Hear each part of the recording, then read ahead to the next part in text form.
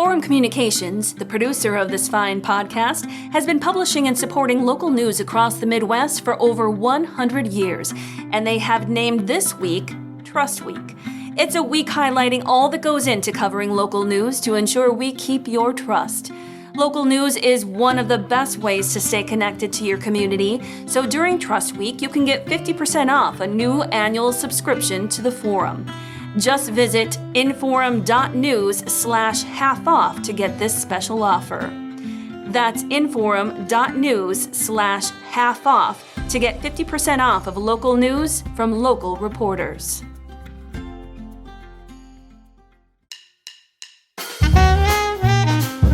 In 1935, Valley City, North Dakota attracted attention as a hotspot for multiple births. One small school boasted 9 sets of twins, 6 sets in the same grade. Hi, this is Tracy Briggs, and welcome to Back Then. Well, they look back at us sweetly from the old black and white photo. Wearing overalls and cotton pinafores, they look like normal Depression-era country kids lined up for a school photo. But look closer. Some of them look an awful lot alike. The 18 youngsters make up 9 sets of twins, and all of them attended the same school. It appears the southeastern North Dakota town had a full-out twin baby boom a handful of years earlier. As so often is the case with historical stories that I do, I found this one while researching another story that happened in December of 1935. As I scrolled through the microfilm searching for information on that story, I found the photo of the twins prominently displayed above the fold on an inside page on December 10th, 1935. The headline read, 9 sets of twins, and they are all in one Valley City school. I was intrigued. I mean, it's pretty weird, right? What are the odds that you'd have so many sets of twins in what was probably a relatively small elementary school? Let's run some numbers to see just how weird it is.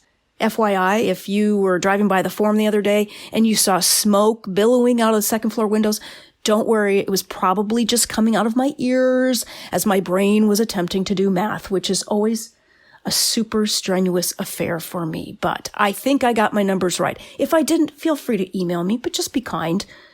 Some of us still struggle with math.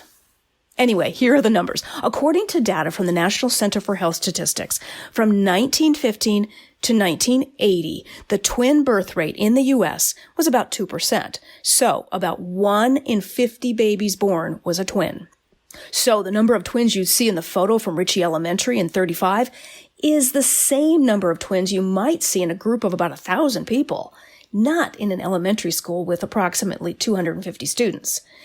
Given that statistic, with this school's population, you would expect to have no more than about 2, possibly 3 sets of twins. But maybe these twins were just ahead of their time. According to the National Center for Health Statistics, the twin birth rate rose dramatically after 1980, largely due to the increase in fertility treatments and the higher incidence of older mothers from generations ago. These days, it's more like 1 out of every 30 births is a twin. Remember, back from 1915 to 1980, it was 1 in 50 births. So today, it's more like 1 in 30 births. That's pretty crazy. Still, the number of twins at this one Valley City elementary school in 35 is more than you would expect even with our higher modern-day incidences of twins. Is that Twilight Zone music I'm hearing? It's also interesting to note that of the 9 sets of twins, 6 of the sets were in the first grade when this picture was taken. So those first graders were all born in late 1928 or early 1929. What exactly were their moms and dads doing 9 months earlier? To exhaust the old cliche, was it something in the water? Or maybe Valley City moms were sipping energy or fertility-boosting Ovaltine. You should see the ads from back then. They're pretty crazy. Talking about how women could drink Ovaltine and completely change their lives, and maybe this is one way that happened. Who knows? But all we do know is that in the following years, the Valley City Highliners were definitely seeing double. As I write this story and look at all of these cute faces, I'd love to find out if any of the Valley City twins of 35 are still with us. According to the Form story, the children in the photo, which, by the way, you can see online at inform.com, the children in that photo were all born between 1925 and 1929. So the youngest among them would be 94. So it might be kind of a long shot that any of them are still with us, but we can cross fingers, right? Do you know any of them? Are you related to any of them? Maybe they were your neighbor, teacher, or mailman. Wouldn't it be fun to find a couple of them, or maybe even get an updated Valley City twin photo 88 years later? I'm going to read a list of their names for you, so maybe if you know any of them, just shoot me an email at tracy.briggs@formcom.com, and I can see about doing some kind of follow-up story. I'd love to see what happened to all of them. So here are the names of the Valley City twins pictured in this photo from 1935. They are Ronald and Donald Aune, which is A-U-N-E. They were in the first grade. Eleanor and Doris Dibburn. They were fourth graders. Maurice and Milo Harrison, first graders. June and Jean Olney, first graders. Arlene and Ardith Rice, first graders. Douglas and Dorothy Shaw, third grade. Howard and Harold Tillinghusen, first grade. June and Leon Worthington, fourth grade.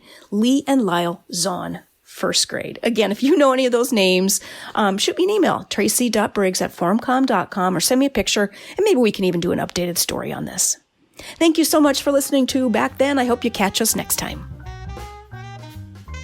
Get reliable and accurate local news with Inform.com. Inform.com is your trusted local news source with journalists dedicated to keeping you informed about what's happening in your community. Visit Inform.com now.